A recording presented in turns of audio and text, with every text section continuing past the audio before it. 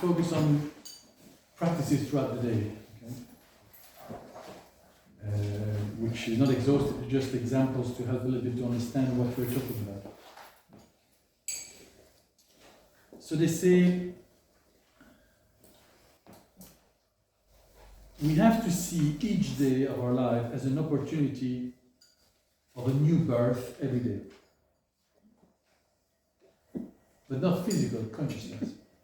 So your consciousness is being reborn every day. It's like a new opportunity, which can be seen as enriching the one of yesterday.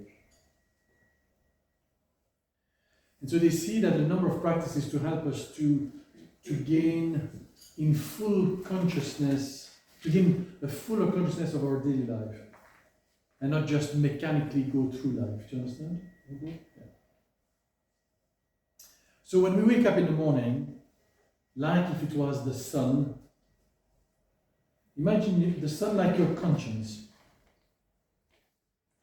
and that your conscience is coming to shed light into a new day,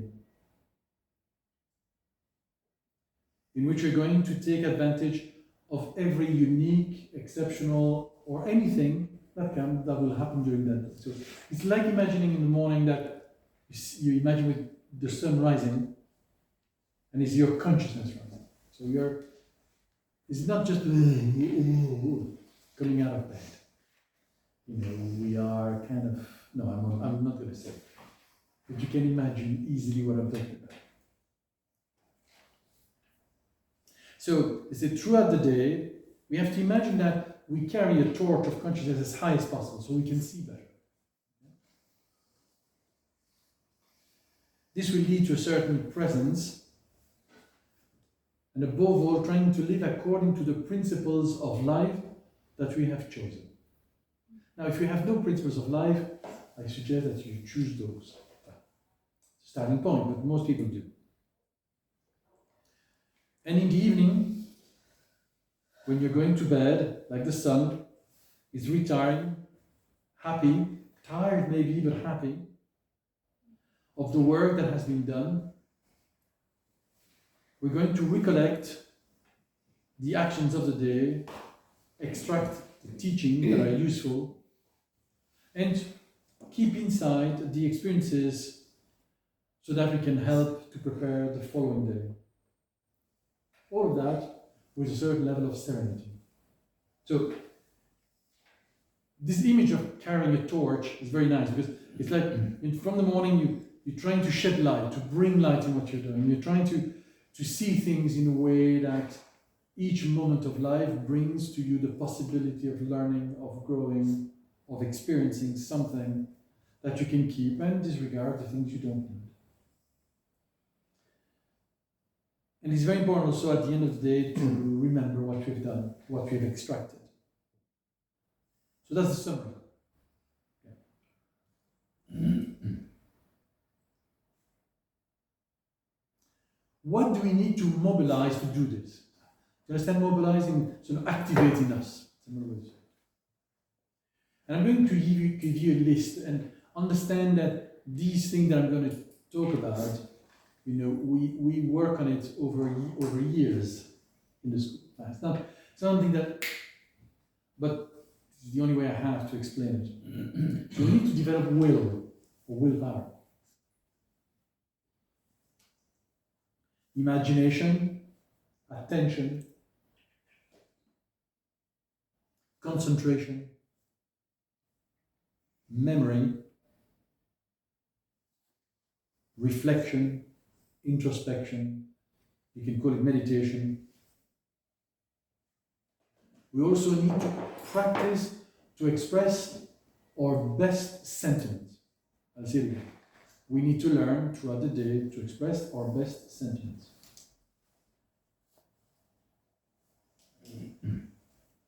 Okay? Yeah. These are the tools at our disposal that we need to develop. And in our program of study, you know, we start developing, touching on all of those throughout what we call the foundation course to East and Western philosophy. Level 2, we practice these in practical psychology. So trying to really go deeper to understand these function that exists within us to see how we can develop them. Because this is a continuous exercise, a continuous practice. Okay, so we start with the morning again. So in the morning, we have to wake up and take possession of ourselves. Let's say it again. We have to take possession of ourselves. We look more or less half human for hours in some cases. You know half human?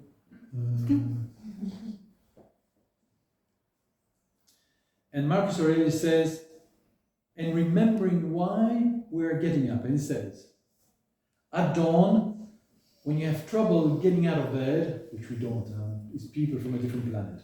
In this room we're okay. Say to yourself, I have to go to work as a human being. What do I have to complain of if I'm going to do what I was born for? The things I brought into the world to do. Marcus Aurelius had a clear purpose of his life, so that's why I talk about destination. What do I want to be and become? Otherwise, I don't have an idea to get up in the morning, which is just going to work, boringly doing the same things, and then we get excited by the next job, and then a few years later, the same problem arises, and so on. It's silly. But if I get up in the morning, I know why I'm doing what I'm doing, and what for, it's different. Okay? The second point, they say, anticipate mentally before you enter into action. Look at how your day is going to unfold and the intention you're going to bring at every moment of your day. Intention, not just mechanistically do things. What's the intention? Why do I do this? And how do I do it better? Prepare yourself that you're going to meet difficulties. And always be open to the unknown, that you say in English, the unexpected. So if you are welcoming the possibility that the unknown is going to say hello to you today, the things that you didn't plan, but require for you to mobilize something in you that you didn't think you had to, because you were hoping for an easy day. Usually more you hope for an easy day, what happens? Murphy's Law happens. Okay? It's easy what I said. No, it's not. It's actually quite difficult. I have a technique that I've used for many years. It's not a technique, but I always prepare for difficult moments well, and I anticipate what could go wrong and what could go right. Everything. And people think that I'm negative. And in work and here in the school, when I work with teams, I work that way. And they love it. Because now I prepare them, we do, what you call them, prep meetings, and we people present and we challenge them and so on. And then when the meetings opened, the meeting was so easy. Yes, but you were prepared for nearly everything. And if you weren't, you were strong enough and confident enough that you might be able to do it. But we go through life unprepared, and if you're preparing too much, oh cool man, you're all right, take it easy, it's all right, and then do you understand? Mm-hmm. No, I said, no, I'm cool and I'm taking it easy, but I'm going to prepare anyway. Do you understand it's an example, I can give you loads of others. To do anything, we have to prepare before we do it. It's called foreplay. I'm not joking. Sorry for this, to be so brutal about this, but it's just, we forget that in life, to do anything, we have to prepare the environment. Prepare for what we're going to do. You just can't do it just like that. Do you understand? Yeah. If you don't, I suggest you reflect on this, because it's important. Not about foreplay, about life. Foreplay is life as well, just in case. Throughout the day, to remind ourselves of our duties, says Marcus Aurelius. to remind ourselves our responsibilities, so that we can do them well in every action we take, without letting ourselves be taken away by our passions, desires if you wish, but guided by the compass of our intelligence, spirit. In other words, under the light of the universal self, spirit.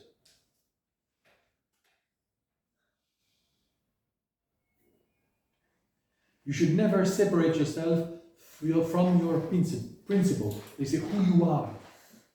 Even when you sleep, when you get up, when you eat, when you converse. Never lose who you are. Never. But who you are has nothing to do with where you come from, the language you speak, the food you eat, your sexual orientation. Nothing. Your identity is much deeper than that. Today we're very concerned about the image we have. And I identify to the image. Somebody tells something about my image, the world collapses. No, who am I? Do you understand what I mean by this? Yes.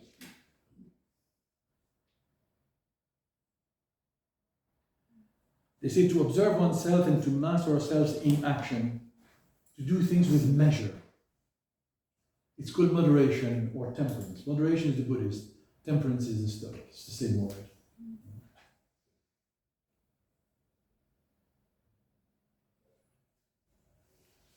And if we lose it sometime, observe when you lost it and learn to self-correct it.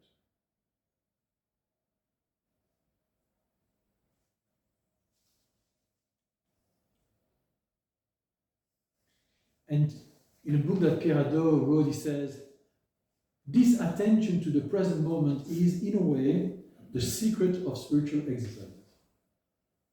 It frees us from the passion that is always provoked by the past or future. And I stop for 1 second. What provokes our passion or excitement in a negative sense is either a negative experience from the past or the desire of something we project in the future that we may not get, which do not depend on us. It facilitates vigilance by concentrating in the tiny present moments that are always manageable, always bearable. It opens our consciousness to cosmic awareness by making us attentive to the infinite value of each moment. This is paraphrasing Marcus Aurelius.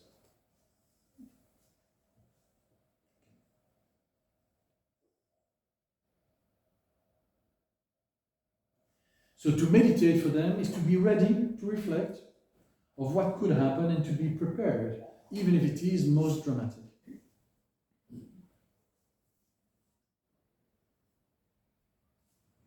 If I accept the natural challenges of life, I will be able to work with them. If I don't, each time they come to me, I'll be distraught and lose my center and lose my balance. So we need to activate concentration and presence in action. Attention is the fundamental spiritual practice of the Stoics. Attention means I'm attentive to what's happening. Often we say, oh, it came out of the blue. Yes, you know that expression? Oh, I didn't know, I didn't realize, I was distracted. They say I wasn't present. Okay? Or attention. They call it a constant vigilance of the spirit, a consciousness that is awakened. So this vigilance is fundamental to remain capable to face life well and calm.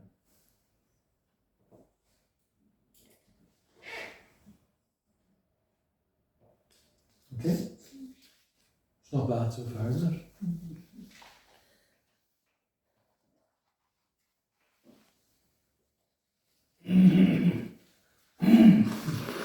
And so Epictetus says the following: you have not been shaken by anyone but yourself. Because, oh, so and so did blah blah blah to me. The same thing done to somebody else didn't affect them. So If it affects me, why? Fight against yourself.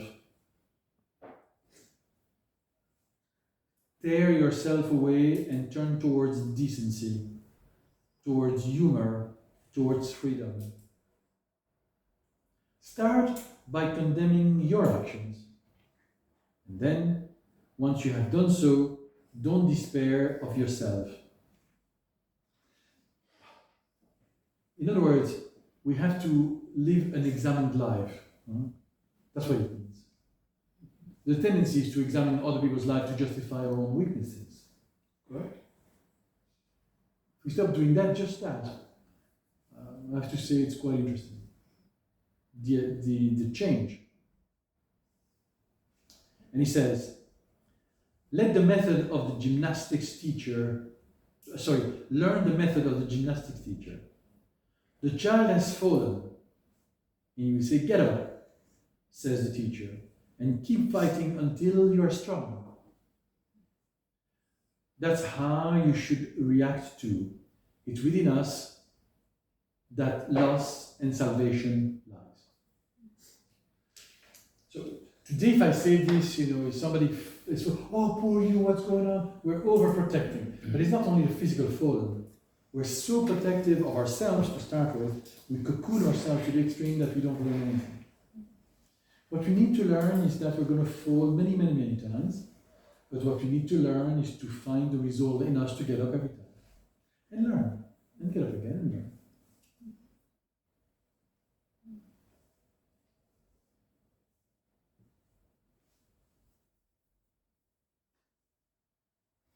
So the idea of these practices, they say, is that we can build our own destiny.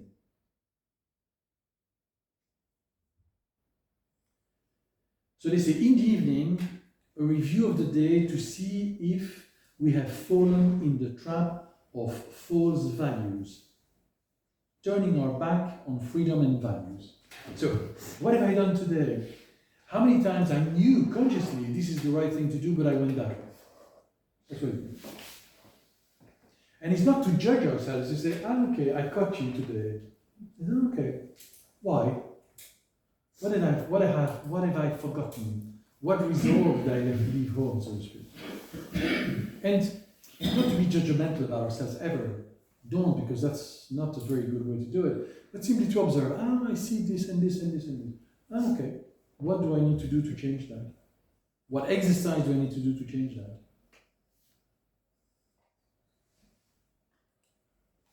And so they say, examining our consciousness allows us to see what we have lived according to the self-rules of life and when we went astray. So, I've decided to go that way. Okay, but I went that way. My conscience told me that way, but I went that way. Why? Not as a judgment, but what happened? Oh, and then we start the litany of excuses, correct? No. Okay, what happened is ABC. What I need to do is this, and I will practice that so that I can slowly go in the direction I've chosen. Nobody imposes it on me. Okay?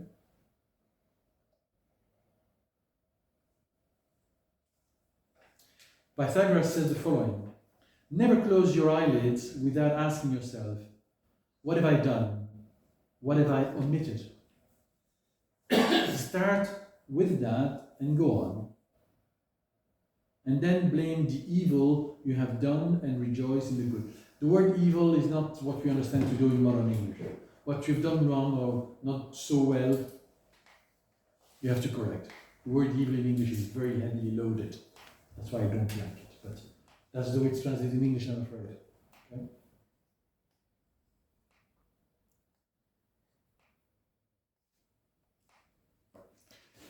This phrase from Pythagoras inspired what is his name? Seneca.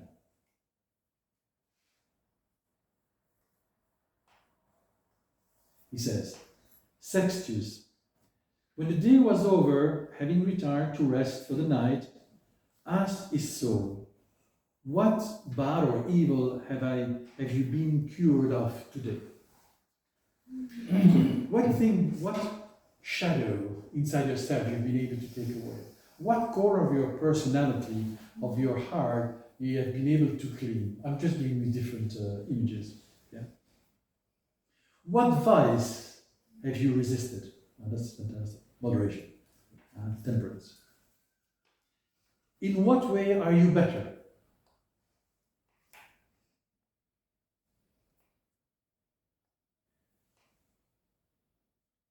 Her anger would cease and be tempered when she knew that she had to appear before a judge every day, he or she. What kind of sleep follows this self-examination?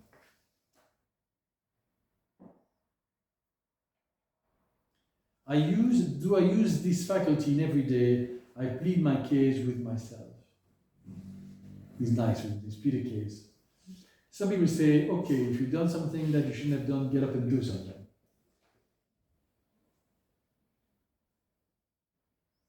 But he says something I like, says, why indeed should I fear of my errors, since I can say, see that you don't do that again, and this time I forgive you. In this discussion, you have been too aggressive, don't go and comfort ignorant people, etc., etc. He gives examples and so on. Okay, learn from it. Don't repeat it. Don't complain about it. Just what can I learn from what happened to me? To me or around me? Not bad, isn't it? Mm-hmm.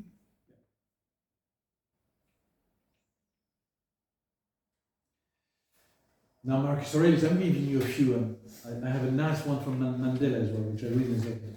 It's quite fantastic about these exercises. Marcus Aurelius says, people look for retreats. We call it holidays here today. In the countryside, by the sea, in the mountains. You two are used to feeling the strongest desire for this. But this is the height of ignorance, since it is possible to withdraw into oneself at any time. So you can take holidays every day, when you withdraw within yourself every day. Nowhere, in fact, can the human being find a retreat more peaceful and more removed from worries than in his own soul. Especially if he has, or he or she has within himself or herself, things that give happiness as soon as you look at them. Do you remember my gasket of beautiful memories? Oh, okay. Give yourself this constant retreat and renew yourself. Have brief and elementary maxims, quotes, with which you need only to make contact in order to immediately see all anxiety cease and to return to the world without becoming irritated by what you are returning to. Wow. So if we take a moment, go back to what's essential. That's why memory is important. The internet won't help. You have to have it in memory. Because maybe the Wi-Fi is not working or the 4G, 5G is down. And go a little bit. So the idea is that we have to meet in our center every day, as many times as we can, and govern ourselves from that center in which we can see things with clarity. And everybody has that space. I often describe it like a clearing in the middle of the forest. The forest is the thick of it, is life.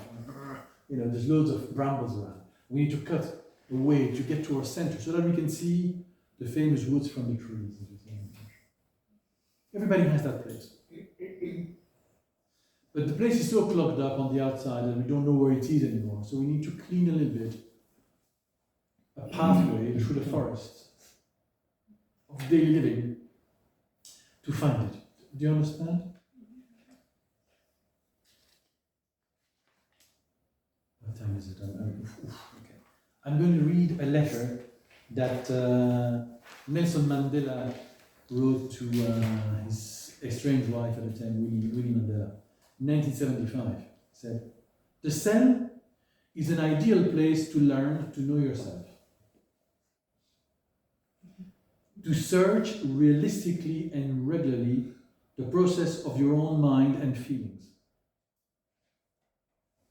In judging our progress as individuals, we tend to concentrate on external factors such as one's own social position, influence and popularity, wealth, and standard of education. These are, of course, important in measuring one's own success in material matters. And it is perfectly understandable if many people exert themselves mainly to achieve all these. But internal factors may be even more crucial in assessing one's own development as a human being. Honesty, sincerity, simplicity, humility, pure generosity, absence of vanity, readiness to serve others, qualities which are within easy reach of every soul, are the foundation of one's spiritual life. Development in matters of this nature is inconceivable without serious introspection, without knowing yourself, your weaknesses and mistakes. At least, if for nothing else, the selves gives you the opportunity to look daily into your entire conduct, to overcome the bad and develop whatever is good in you. Regular meditation says about 15 minutes a day before you turn in, can be very fruitful in this regard. You may find it difficult at first to pinpoint the negative features in your life, but the 10th attempt may yield rich rewards. Not bad, isn't it? You can find it online. Nelson Mandela, letter to Winnie Mandela, February 1975.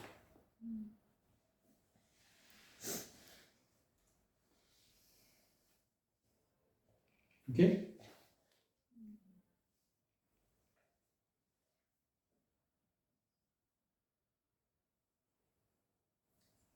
So, what I've read from Marcus Aurelius Epictetus and Nelson Mandela summarize so well what I've been trying to explain to you this morning, or this afternoon already.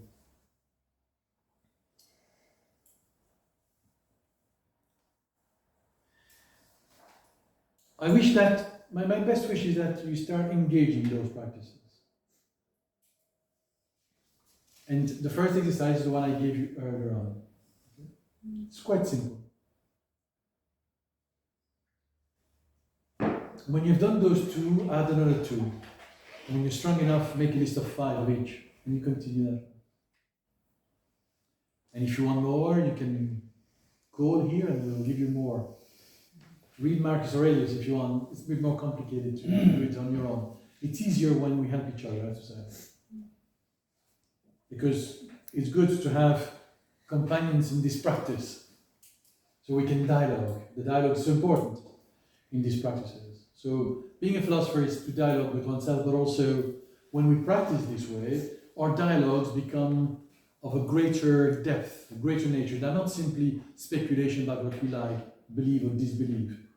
Because a practice rarely can touch on belief and disbelief. It's real. It's a real impact inside ourselves. And so it brings about what I talked about earlier on as authenticity.